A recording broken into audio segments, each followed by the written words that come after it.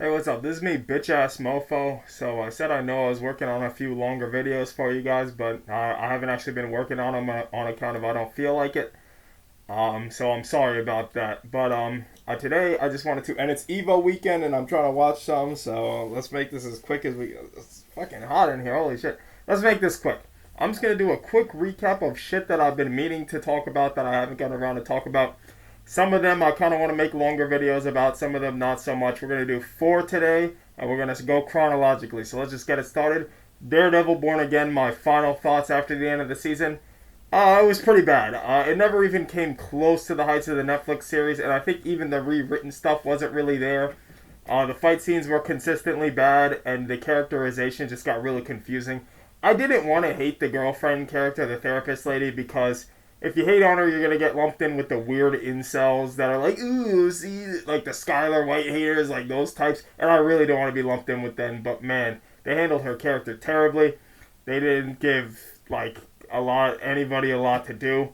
I am cautiously optimistic for the second season, but I have basically completely abandoned any hope of it coming even anywhere near the Netflix series.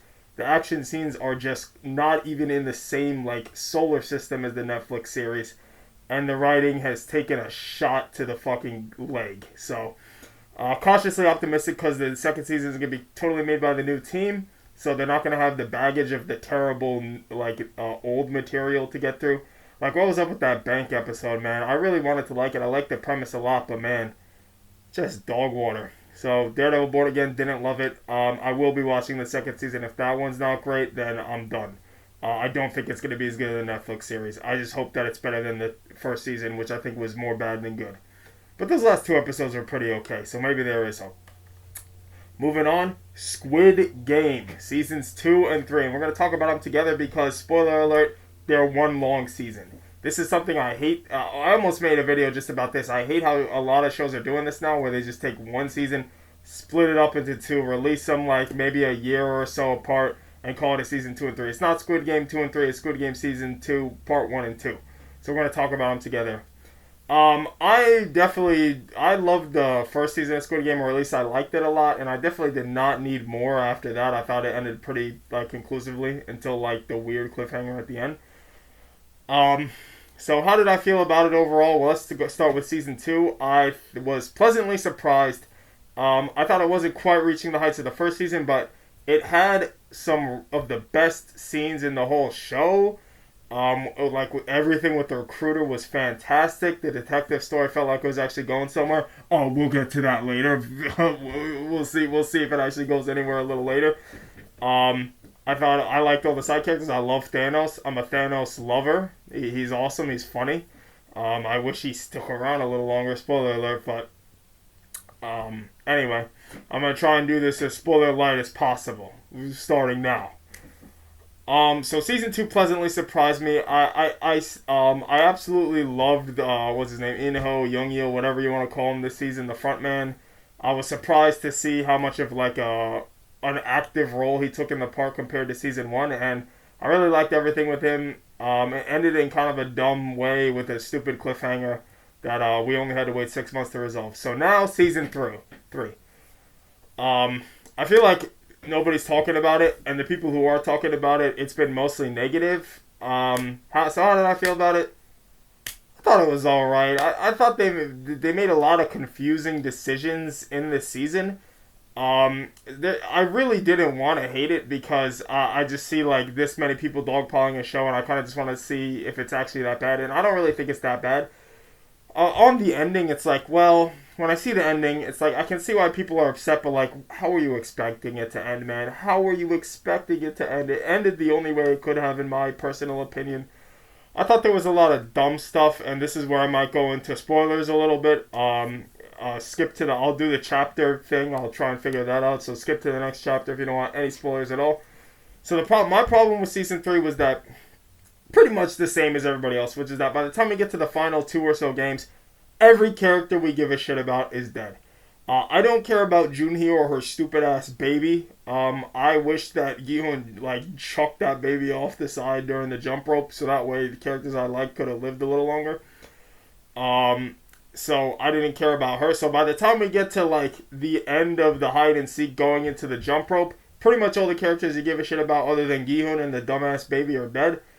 So that wasn't great. Myung Gi or MG Coin or 333, whatever you want to call him, was surprisingly great to me. I've seen people hating on him, saying they handled him poorly. I thought it was done great. I don't think he was a monster all along. I think that the games did exactly what the front man says they were meant to do. They brought out the worst of him, and then they put him in a desperate situation and pushed him and pushed him and pushed him until he became that monster that was willing to sacrifice his own child for money by the end. And I thought it was executed amazingly, and I wish we got a better, just better everything. That final game, I mean, it's what? It's Myung-gi, Gi-hun, and Min-soo, and some NPCs. You know, like, I go out of my way to learn the characters' names on the show because there's like a weird, like, vaguely racist, like, culture around Squid Game of not learning the characters' names. I think it's an affront that there's an English dub at all. I understand accessibility is important, but I think that, like, if it's real physical actors speaking, you should watch the show in its native language. So I just will not interact with the English dub at all. I'm not saying it's bad. I'm not hating on the English dub actors. I'm not even hating on you if you watch the English dub. I just think it shouldn't even exist at all, in my personal opinion. Accessibility and all that, but hey, there's plenty of shows that are like in English. You know, the actors are native English speakers. If you can't watch this one because reading subtitles is a problem for you, I'm sorry, but there's other ones for you. So the English stuff is dumb. But worse than that is just this weird thing, and it's been around since Squid Game 1, of people just refusing to learn the characters' names, referring to them by number and, like, you know, traits and stuff. And it's just like, I do that, like, when I can't remember a character's name, I'll just call them something guy, usually. But, like, in this show, it gets ridiculous, because these aren't hard names to remember. You know, you got Gi-hun, Min-soo, Jun-hee, no, I'm forgetting them, because I was getting coffee. Ali, Sabio, Kong Noel. I already said Ali. Holy crap. Okay, anyway. You get the point. These names aren't that hard to remember. I feel like if you're going to make a discussion video about the show, you should probably learn the characters' names. Because if I watch a discussion video about Squid Game, and they're referring to, like, characters that are named over and over and over, how many times does they say Junhee's name in Season 3, man? It's like 1 billion goddamn times, and people still call her 222. I'm sorry, but that's just really weird to me. And, like, don't make a video about the show if you're not going to do your research. I didn't even have to do my research because I was just paying attention during the show. But, you know. Anyway, that tangent's over. The only really standout, like, bad thing, other than the whole stuff with the baby being dumb, like, how did she deliver the baby? How's the baby alright? They don't have anything to care for the baby, blah, blah, blah. Fuck that baby. Other than the baby being dumb and the baby winning the game being dumb. The detective plot. Man, I was really hoping this was it. This was where they were going to make it all worth it. All the boring tedium. I'm one of the people who didn't even like this detective plot in Season 1. So when we get to Season 2 and 3, and it takes up this much time, and it leads to goddamn near nothing at all whatsoever, I feel cheated.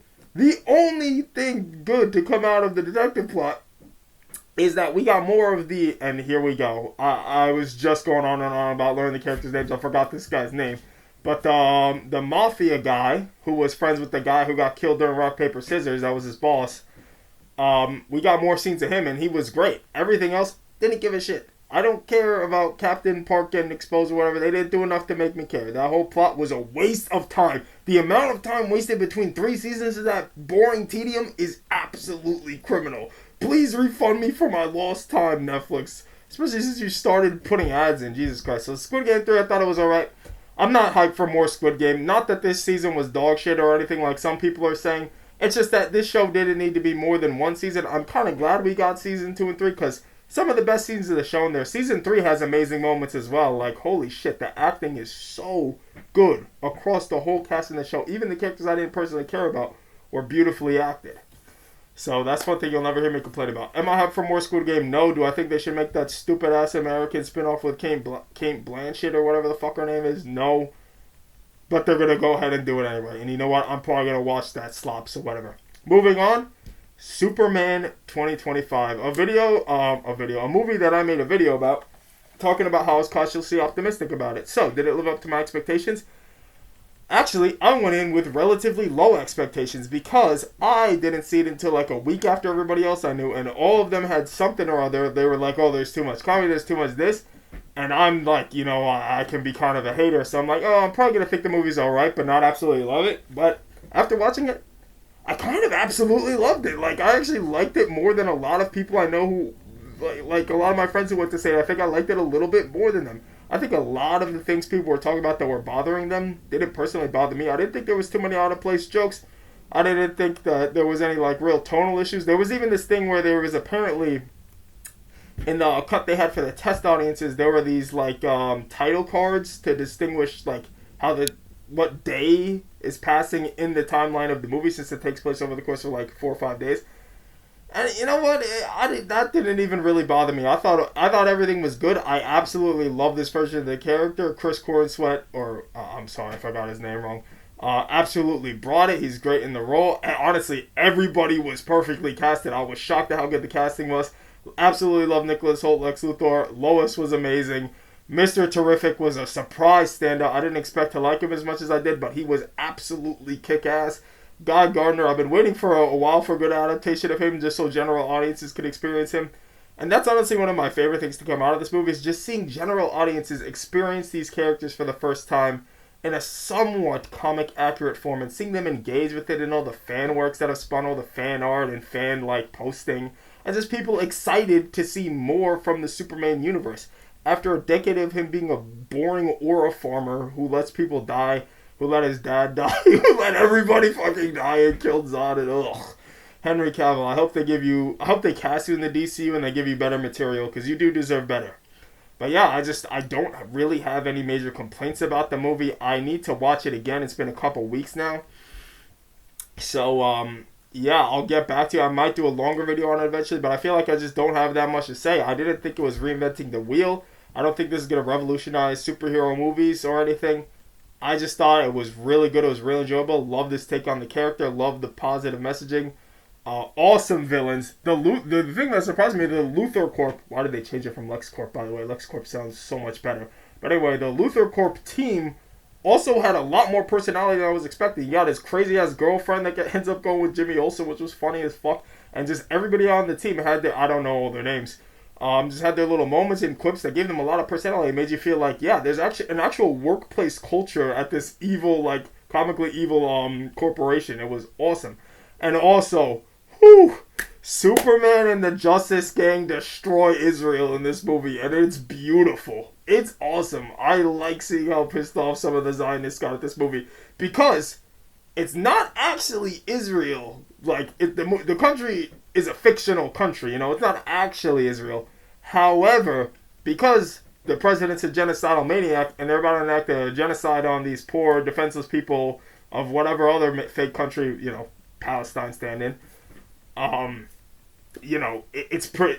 Zionists got mad. And it's like, how are you going to defend this one? So you're saying that if a country is being depicted as being extremely genocidal, a country that's never once named, like, as Israel, you're gonna, like, get mad? Why is that? It's not Israel, guys. It's a fake country. It's a distinct country with a comically evil president who wants to genocide an entire defenseless nation. Why does that bother you? You weird motherfuckers. But anyway, enough wokeness. That's enough wokeness for one video. So ultimately, I like Superman 25 a lot. And finally, Fantastic Four. I actually just got back from the theater to see this one today. I just saw it, and yeah, it was good. If Superman, I liked it a little more than I was expecting to, then I would say I enjoyed Fantastic Four exactly as much as I was expecting to. I went into it with a little bit higher expectations, and I think they were mostly met. I didn't absolutely love it. Again, it's not going to reinvent the wheel or anything, but it's just good to see a Marvel movie with some personality. Really like the aesthetics. The score was really good. Again, everybody's perfectly cast. All the performances are good. If I had one major complaint, it's probably that I wish they gave Ben a little more to do. The closest thing he has to a side story is that he, like, talks to this woman 2 times in the movie, and that's about it. But they actually gave Johnny a lot to do, which is awesome, because these movies usually have no goddamn idea what to do with Johnny. So it was great to see a movie where they knew exactly what to do with Johnny, and they got his character right. In my opinion, it was just good to see like a good on-screen version of Fantastic Four, a version of the Fantastic Four that isn't gonna have everybody arguing over whether it was good or bad for like 20 years. Like now, people are saying Fantastic Four 2005, and Rise of the Silver Surfer and that whole duology that was like better than people remember, and I'm just not sure if I agree, but I'd have to rewatch them. But this one was pretty solid. I'm excited to see more from these characters. It was also me personally. I'm so disillusioned with the whole MCU just as a concept that it's just great to see a movie where it's like you don't need to do any homework. You come in, you get introduced to everything you need to in the first 10 minutes in the movie. You don't need to know 1 billion other like cameo characters, and it doesn't try to like leave it on a dumbass cliffhanger, set things up for Doomsday until the post credit scene. That is, but no spoilers for that here. And yeah, I just liked it. Oh, and Galactus was cool. Silver Surfer was really cool. I really, really, really liked Silver Surfer in this movie. She was just so cool. Yeah, that's it. She was just so cool, and she gets a little bit like she has her emotional moments, but mostly just like the scenes of her surfing were cool. I thought the CGI was all like okay to good, nothing crazy. And I thought Galactus, like, it's good to have a version of Galactus that isn't like a gray cloud. I don't think he was anything mind blowing. They treat him more like a force of nature than a character, which is good because that's, in my opinion, how Galactus should be treated and what Galactus is really. He's more of like a cosmic force than a character, and that's how this movie treats him. And the other refreshing thing is that this movie treats the threat of Galactus seriously. There are constant quips, and there's a lot of uncertainty and a lot of anxiety, and you really feel that in the second and third act of this movie. They don't know how they're going to deal with Galactus, and the public is starting to turn on them because of a choice they make, which I also was kind of turning on them at that point, because it's like, come on guys, really? For the whole planet you're going to... Anyway, we can talk about that in a dedicated video if I decide to make one. I kind of don't see myself making one because I don't have much to add to this conversation. I thought it was good. I thought it was good. And considering MCU movies have been miss after miss after miss after miss, see, having two that are like pretty good back to back, Thunderbolts I thought was pretty good, and this I thought was pretty good. My God, what a leap in quality! They're almost caught up to DC after one movie is already running circles around them. Because I did like Superman quite a bit more than Fan 4, which I think I'm in the minority, but I'm just a sucker for like Superman when he's actually written well. But yeah, I thought it was good. I thought all the like no real major complaints. The only thing is, I wish they gave Ben a little more to do because I do like this version of the character, but he's just kind of there for most of the movie. And you know what? When he's there, he does cool stuff, but he doesn't have like a dedicated story around him. But you know what? The dedicated Johnny story, it kind of balances it out. It's good to see Johnny not portrayed as just a freaking brash like airhead. So yeah, that's it. 4 things I recently watched reviewed. I could go on and on and on. Some Squid Game is probably the one that's most likely to get its own dedicated video because I could go on and on about that season. I could do every single character like broken down and everything. But I just don't see the point. I think I'm good on talking about Squid Game and all these shows and movies for a little while. Anyway, I'll catch you in the next one. I don't know what it's going to be. I don't know when it is. Like I said, I have video ideas. I just got to find my motivation.